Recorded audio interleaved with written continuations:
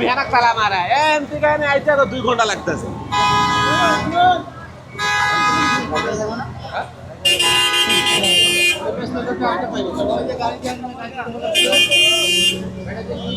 দোকান রয়েছে ভেঙে দেওয়া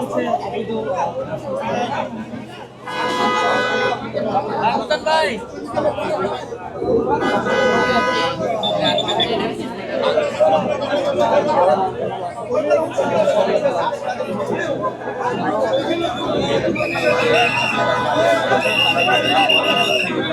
আমরা চাই রাস্তা ক্লিয়ার হোক, আমরা চাই রাস্তা ক্লিয়ার হোক, দোকান ভেঙে ফেলুক।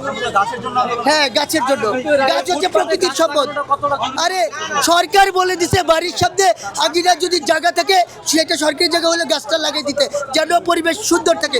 গাছ আমাদের আলো দেয়, ছায়া দেয়, পানি দেয়, অক্সিজেন দেয়। তো আপনার কি দরকার না প্রত্যেকটা দেশে অন্তত 60% বনভূমি জায়গা গাছ রাখা উচিত? তো সেই জন্য আমরা গাছ লাগাইছি। এটা তো সরকারের নির্দেশ পালন করতেছে, আবার ওনারা গাছ ভেঙে দিচ্ছে, এটা আবার কেমন কথা?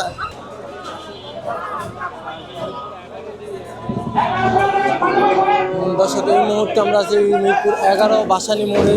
ঠিক এখানে আসলে রাস্তার ফুটপাথ দখল করে ঢাকার যে দোকানগুলো রয়েছে এগুলো কিন্তু ঢাকা উত্তর সিটি কর্পোরেশন কিন্তু বিশেষ অভিযানের মাধ্যমে আজকে সমস্ত দোকানপাট যেগুলো রাস্তা দখল করেছিল সেগুলোকে কিন্তু এখন উচ্ছেদ করে দিচ্ছে। খুব অল্প সময়ের মধ্যে কিন্তু তাদেরকে দোকান যারা আসলে এখন পর্যন্ত সরাতে পারেন তারা কিন্তু এখনও তাদের কিন্তু দোকান এবং মাল সামানা যত কিছু আছে সব কিছুই কিন্তু বোল্টুজার দিয়ে আসলে ভেঙে ফেলতেছে। আমাদের নিজস্ব কাগজ আছে, আমাদের কোনো অবৈধ না, যাদের অবৈধ এখন হবে না আমাদের তো ভাঙতে আমাদের পারমিশন আছে যে সে 15 মধ্যে দোকান না দিবে আপনার দোকান ভাঙবে না। আমাদের পারমিশন টাকা জমা দেওয়া আছে, কাগজ দেন না মিয়া, দোকান দিয়ে দিলে আমাদের সব পারমিশন সব আছে। আমি না বই রাই আমি কি করে খাবো? আপনার কি এই মাটি ভূমি কি আপনার ছিল? হ্যাঁ, আমার বাপের। আপনার বাপের দলিল আছে? কোনো জমির দলিল আছে? সব আছে, সব আছে। জমির দলিল আছে? সব আছে। জমির দলিল কোথায় আছে? দলের গুলো আন না, আরে একটা করে দেয়, সব আছে আমাদের কাছে, প্রমাণ টমান সব আছে। সরকার যেরকম পারমিশন যে বন্ধুরা আমাদের দোকান না দিবে আমাদের দোকান ভাঙবে না। ব্যাংকে টাকা জমা দেয় আছে, আমাদের সব কিছু আছে, এইটা দেখাও না।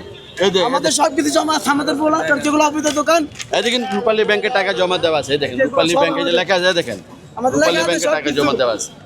যদি এটা ভাঙা আমি ম্যাজিস্ট্রেটের কাছে গেছি বল আমার লাঠি দিয়ে মারবে তুই চেয়ে হোক।